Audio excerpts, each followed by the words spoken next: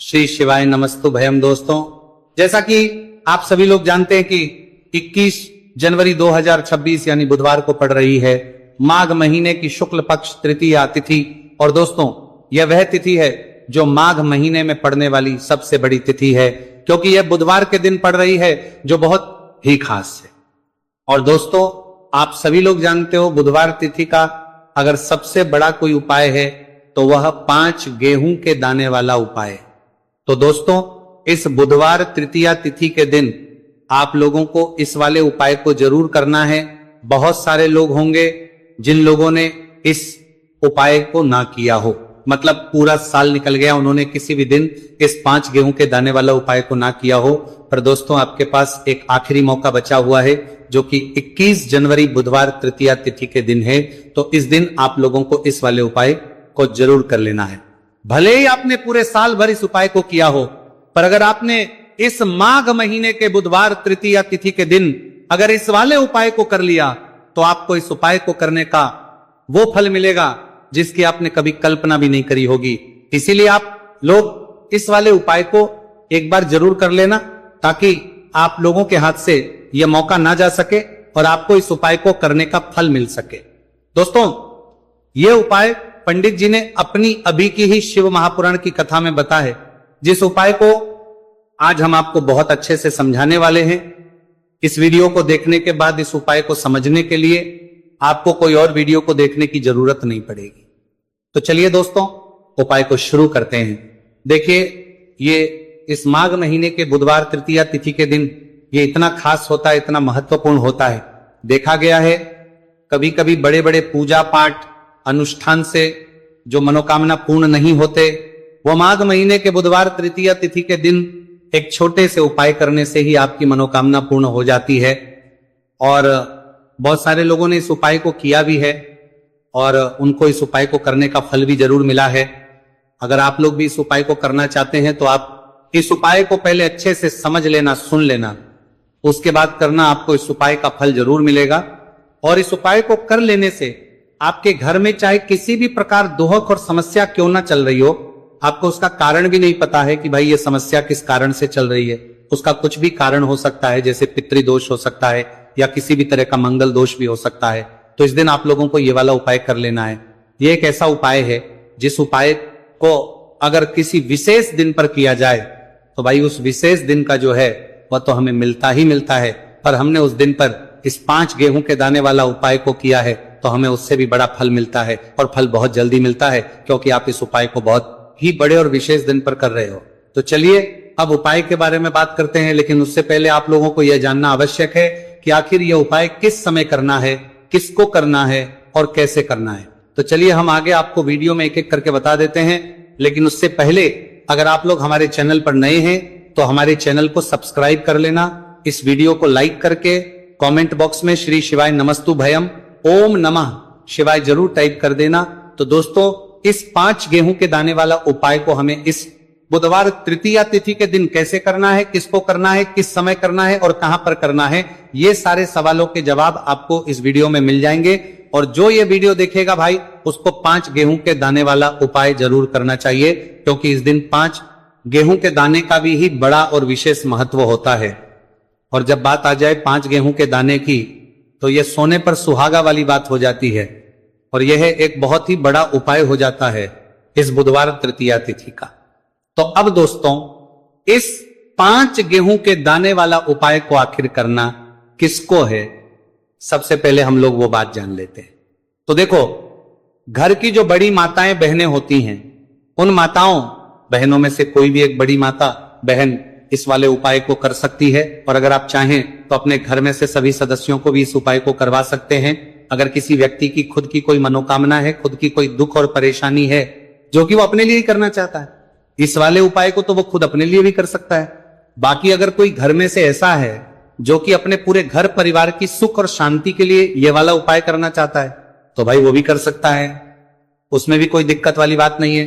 कहने का मतलब यह कि इस उपाय को हर एक सदस्य भी कर सकता है, और पूरे घर परिवार के सदस्य के लिए घर की बड़ी माताओं बहनों में से कोई एक माता बहन भी कर सकती है। माताएं बहनें अगर घर में उपस्थित ना हो या वह ये वाला उपाय ना कर पा रही हो, तो फिर घर का कोई बड़ा सदस्य भी इस 5 गेहूं के दाने वाला उपाय को कर सकता है, चाहे फिर वह पुरुष ही क्यों ना हो, उसमें कोई भी दिक्कत वाली बात नहीं है। उसके बाद में दोस्तों जो अगला प्रश्न निकल कर आता है वह यह इस उपाय को लेकर कि आखिर इस उपाय को हमें किस समय करना है, सुबह के समय करना है कि शाम के समय करना है। तो देखो, इस वाले उपाय को आप लोग सुबह के समय भी कर सकते हो और शाम के समय प्रदोष काल में भी कर सकते हो।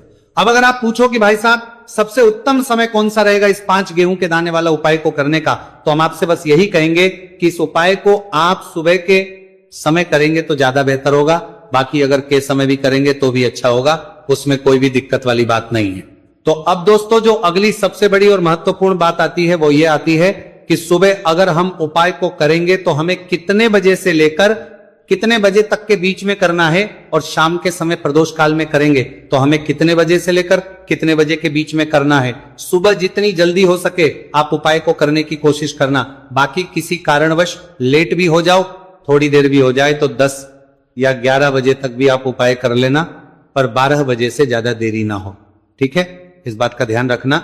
उसके बाद में दोस्तों अगर शाम के समय प्रदोष काल की बात करें, प्रदोष काल का जो समय है होता है वो शाम के 6 बजे से शुरू हो जाता है। मतलब शाम के 6 बजे से लेकर 7 बजे के बीच का जो समय होता है यह समय प्रदोष काल का समय होता है। इस उपाय को 7 या 8 बजे के बीच में भी कर सकते हो, मतलब शाम के 6 बजे से रात 8 बजे के बीच में आप कभी भी इस वाले उपाय को करते हो, उसमें कोई भी दिक्कत वाली बात नहीं है। परंतु बुधवार तृतीया तिथि के दिन कोशिश करना कि समय के अंतर्गत ही कर लो, किसी कारणवश ना कर पाओ तो थोड़ा देरी से भी कर सकते हो, आपको उपाय का फल जरूर मिलेगा।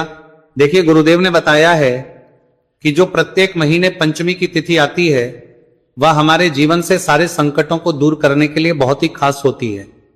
तो देखिए, आज के इस पूरे वीडियो में हम आपको गुरुदेव बताए गए 2 से 3 बहुत ही चमत्कारी उपाय बताने वाले हैं। ये तीनों ही उपाय आपके जीवन के सारे संकट और समस्याओं को समाप्त करने वाले हैं। तो चलिए दोस्तों जान लेते हैं गुरुदेव द्वारा बताए गए सबसे पहले चमत्कारिक और विशेष उपाय के बारे में। तो देखिए दोस्तों, इस उपाय को करने के लिए सबसे पहले तो आपको मात्र 5 गेहूं के दाने लेने होंगे और इसी के साथ में आपको 1 लोटा जल लेना है। देखिए, जल आपको तांबे के पात्र के अंदर लेना है और विशेषकर ये जो जल है आपको अपने घर से ही लेना है। अब देखिए दोस्तों, इसी के साथ में आपको जो आपने 1 लोटा जल लिया है इसमें आपको मात्र 1 गुड़ का टुकड़ा भी मिलाना है। पूज्य गुरुदेव ने बताया है कि जब भी हम ये गुड़ का टुकड़ा इस पात्र के अंदर डालते हैं तो ये हमारे जीवन के कई प्रकार के दोषों को समाप्त करने के लिए होता है। देखिए, ये जो जल है हमारे जीवन से वास्तु दोष, काल दोष और पितृ दोष को समाप्त करने वाला है, तो इसीलिए आपको मात्र 1 गुड़ का टुकड़ा भी इस जल में मिलाना है। अब देखिए दोस्तों, मात्र इन सभी सामग्रियों को सीधे लेकर के आपको पहुंचना है भगवान शिव के मंदिर में। केवल आपको एक विशेष बात का ध्यान रखना है कि आपने जो 5 गेहूं के दाने लिए हैं ये कहीं से भी टूटे हुए खंडित नहीं होने चाहिए, इस बात का आपको विशेष कर ध्यान रखना है। देखिए, शिव मंदिर बचने के बाद सबसे पहले तो आपको अपना मुख उत्तर दिशा में कर लेना है तथा दक्षिण दिशा में आपको बैठ जाना है। लेकिन शिव मंदिर में यदि भीड़ अधिक है तो फिर आप किसी भी दिशा में बैठकर इस उपाय को कर सकते हैं। देखिए, इस उपाय को करने के लिए सबसे पहले तो आपको एक कार्य करना है। आपके पास जो 5 गेहूं के दाने हैं इन्हें आपको अपने हाथ में लेना है और आपने जो ये गुड़ से युक्त जल तैयार किया था ये जल आपको इन गेहूं के दाने पर डालना है। यानी कि आपको ये जो गेहूं के दाने ही शिवलिंग पर गीले के ही अर्पित करने हैं, क्योंकि सूखी चीजें हम कभी भी शिवलिंग पर अर्पित नहीं करते हैं। अब देखिए दोस्तों, आपको एक कार्य करना है। आपके पास 5 गेहूं के दाने हैं तो इनमें से आपको 4 गेहूं के दाने अलग कर लेने हैं और ये जो 4 गेहूं के दाने हैं इन्हें आपको एक साथ शिवलिंग पर जहां श्री गणेश जी का स्थान होता है, यानी कि शिवलिंग के सीधी तरफ जहां पर गणेश जी विराजमान होते हैं वहां पर आपको 4 गेहूं के दाने अर्पित कर देने हैं और आपको श्री शिवाय नमस्तु भयम या फिर ओम नमः शिवाय इस मंत्र का कम से कम 11 बार जाप कर लेना है। देखिए, आपको 4 गेहूं के दाने शिवलिंग के सीधी तरफ अर्पित कर देने हैं। अब इसके बाद आपके पास जो अंतिम गेहूं का दाना बचा हुआ था, 5वां गेहूं का दाना, इससे आपको जो आपके पास जल का पात्र है उसमें डाल देना है और ये जो जल है इसे आपको धीरे धीरे भगवान शिव के शिवलिंग पर ही अर्पित कर देना होगा। श्री शिवाय नमस्तु भयम इस मंत्र का लगातार जाप करते हुए गुरुजी ने बताया है, यह जल आपको इतने धीरे धीरे अर्पित करना है कि आप जल समर्पित करते हुए कम से कम 11 बार श्री शिवाय नमस्तु भयम इस मंत्र का जाप अवश्य कर सकें। अब आपको शिवलिंग के सामने बैठकर थोड़ी सी देर मंगलेश्वर महादेव का स्मरण कर लेना है, क्योंकि विशेषक यह तृतीया तिथि बुधवार के दिन पड़ी है, इसीलिए आपको अवधूतेश्वर महादेव का स्मरण करना है। अब आपको आपके जीवन में जो भी असफलताएं चल रही हैं उन्हें दूर करने की प्रार्थना कर लेनी है। व्यापार में अगर आपको सफलता नहीं मिल पा रही है, आपका बच्चा पढ़ाई लिखाई नहीं कर पाता है, या फिर आपके विवाह में विलंब हो रहा है, तो जिस भी प्रकार की आपकी समस्या है उसे आपको महादेव के समक्ष रख देना है। गुरुदेव ने बताया है जो भी व्यक्ति ये उपाय इस प्रकार से कर लेता है तो उसके जीवन की जो सारी परेशानियां हैं वह धीरे धीरे करके समाप्त होने लगती हैं। चलिए दोस्तों, हम जान लेते हैं गुरुदेव द्वारा बताए गए दूसरे खास उपाय के बारे में। देखिए, ये जो उपाय है आपके जीवन में चल रही कर्ज की समस्या को समाप्त करने के लिए है। देखिए, पूज्य गुरुदेव कहते हैं कि कई बार हम कर्ज तो ले लेते हैं, लेकिन उससे उतारते समय हमें कई प्रकार की कठिनाइयों का सामना करना पड़ता है। और जब हमारा यह कर्ज नहीं उतरता है तो हमारे दिमाग में केवल एक ही बात रहती है कि एक बार है कर्ज उतर जाए, उसके बाद में जीवन में कभी भी कर्ज नहीं लूंगा। तो विशेषकर जीवन से कर्ज से जुड़ी हुई समस्या को समाप्त करने के लिए आपको ये चमत्कारी उपाय करना है। देखिए, इस उपाय को करने के लिए सबसे पहले तो आपको मात्र एक लोटा शुद्ध जल लेना हो तांबे के पात्र के अंदर, अपने ही घर से। इसी के साथ में आपको मात्र एक गुड़ का टुकड़ा भी लेना होगा। गुड़ का टुकड़ा आपको मात्र छोटा सा ही लेना, और सबसे आखिर में आपको मात्र मसूर की दाल लेनी होगी। यदि आप चाहे तो मसूर की दाल 11 भी ले सकते हैं, या फिर 21, 41, 41, 41 या फिर 108, जितनी भी आपके पास मसूर की दाल उपलब्ध है उतनी मात्रा में आप मसूर की दाल ले सकते हैं। अब मात्र ये जो तीनों ही सामग्रियां हैं इन्हें सीधे लेकर के आपको पहुंचना है भगवान शिव के मंदिर में। पूज्य गुरुदेव ने बताया है कि यह उपाय चाहे तो शाम के समय में भी कर सकते हैं। शाम को प्रदोष काल के समय में यदि आप यह उपाय करते हैं तो आपके लिए सर्वोत्तम होता है। प्रदोष काल के समय यदि आप ये उपाय नहीं कर सकते तो फिर आप ये उपाय सुबह से लेकर के शाम तक किसी भी समय में कर सकते हैं। देखिए, मंदिर पहुंचने के बाद सबसे पहले तो आपके पास जो गुड़ का टुकड़ा है इसे आपको उस जल के पात्र के अंदर डाल लेना है, और ये जो जल है इसे आपको भगवान शिव की शिवलिंग पर धीरे अर्पित कर देना है। श्री शिवाय नमस्तु भयम इस मंत्र का लगातार जाप करते हुए और तुमरुकेश्वर महादेव का स्मरण करते हुए। अब देखिए, आप जो मसूर की दाल लेकर के गए थे इन्हें आपको एक एक करके शिवलिंग पर अर्पित करना है। आपको एक मसूर की दाल शिवलिंग पर अर्पित करनी है, फिर आपको आर्यन मुक्तेश्वर महादेव का स्मरण करना है, फिर दूसरी मसूर की दाल आपको शिवलिंग पर अर्पित करनी है, फिर आपको आर्य मुक्तेश्वर महादेव का करना है। गुरुजी ने बताया है कि चाहे आप 11, 20, 51 जितनी भी आप मसूर की दाल लेकर के आए हैं उतनी ही बार आपको आर्यन मुक्तेश्वर महादेव का स्मरण करना है, और एक एक मसूर की दाल आपको शिवलिंग पर अर्पित कर देनी है। पूज्य गुरुदेव ने बताया है कि जो भी व्यक्ति लगातार 5 बुधवार इस उपाय को कर लेता है तो गुरुजी ने बताया है कि इस उपाय को करने के बाद हमारे जीवन में धन प्राप्ति के रास्ते कहीं ना से खुल ही जाते हैं। तो इस प्रकार से आप कर्ज मुक्ति के लिए दूसरा उपाय कर सकते हैं। अब दोस्तों, हम जानते हैं तीसरे विशेष और चमत्कारिक उपाय के बारे में। देखिए, यह उपाय विशेषकर ऐसे लोगों को करना है जिनके शरीर में कोई भी रोग हो गया है, कोई भारी बीमारी हो गई, या फिर जिनके बिजनेस में व्यापार में बढ़ोतरी नहीं हो पा रही, लगातार उनका व्यापार ठप होते जा रहा है, या फिर उन्हें अपने नौकरी में पदोन्नति नहीं प्राप्त हो पा रही है, या फिर यदि जीवन में धन की प्राप्ति नहीं हो पा रही है, तो विशेषकर ऐसे लोगों को यह उपाय करना है। देखिए, इस उपाय को करने के लिए आपको मात्र एक लोटा शुद्ध जल लेना होगा तांबे के पात्र के अंदर अपने घर से।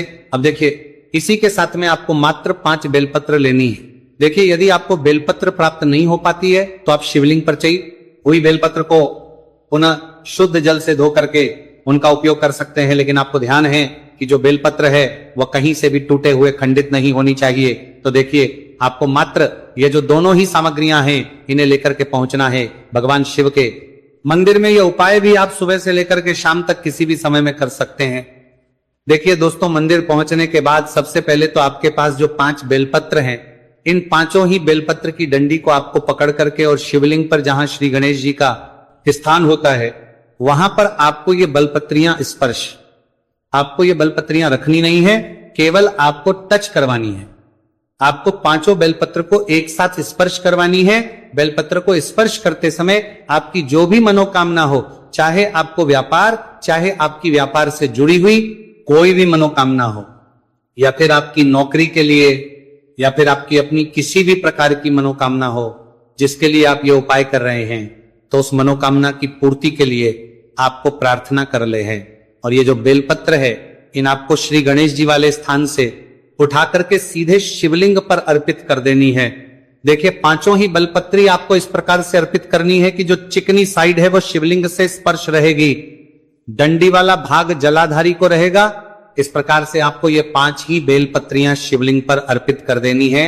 अंत में जो आपके पास एक लोटा शुद्ध जल है, इसे भी धीरे धीरे भगवान शिव के शिवलिंग पर ही अर्पित कर देना होगा। श्री शिवाय नमस्तु भयम, इस मंत्र का जाप करते हुए पूज्य गुरुदेव ने बताया है कि जो भी व्यक्ति बुधवार के दिन पड़ने वाली इस विशेष तृतीया तिथि पर यदि उपाय कर लेता है, तो उसके जीवन की कोई ऐसी मनोकामना नहीं जिसे हमारे महादेव परिपूर्ण ना कर सके। तो इस प्रकार से आपको सुंदर सा उपाय भी करना है। तो दोस्तों, ये थे पूज्य, करने का वो फल मिलेगा जिसकी आपने कभी कल्पना भी नहीं करी होगी। इसीलिए इस हल्दी दीपक वाले उपाय को एक बार जरूर कर लेना, ताकि आप लोगों के हाथ से यह मौका ना जा सके और आपको इस उपाय को करने का फल मिल सके। दोस्तों, ये उपाय पंडित जी ने अपनी अभी की ही शिव महापुराण की कथा में बताया है, जो इस उपाय को आज हम आपको बहुत अच्छे से समझाने वाले हैं। इस वीडियो को देखने के बाद इस उपाय को समझने के लिए आपको कोई और वीडियो को देखने की जरूरत नहीं पड़ेगी। तो दोस्तों, इस उपाय को आपको कैसे करना है, कब करना है, कहां पर करना है, और उपाय को करते समय आपको किन किन गलतियों को नहीं करना है और आपको किन किन बातों का ध्यान रखना है, यह सारी जानकारी हम आपको इस वीडियो में देंगे। तो चलिए भक्तों, उपायों को शुरू करते। अगर आप भी चाहते हैं कि महादेव जी का आशीर्वाद आप पर सदैव बना रहे, तो वीडियो को लाइक करें, चैनल को सब्सक्राइब करें और कमेंट बॉक्स में हर हर महादेव जरूर लिखें। तो दोस्तों, यह थे पूज्य गुरु जी द्वारा बताए गए कुछ बहुत ही खास उपाय। अगर आपको जानकारी अच्छी लगी हो तो वीडियो लाइक करिएगा। मिलते हैं फिर एक नए वीडियो के साथ। श्री शिवाय।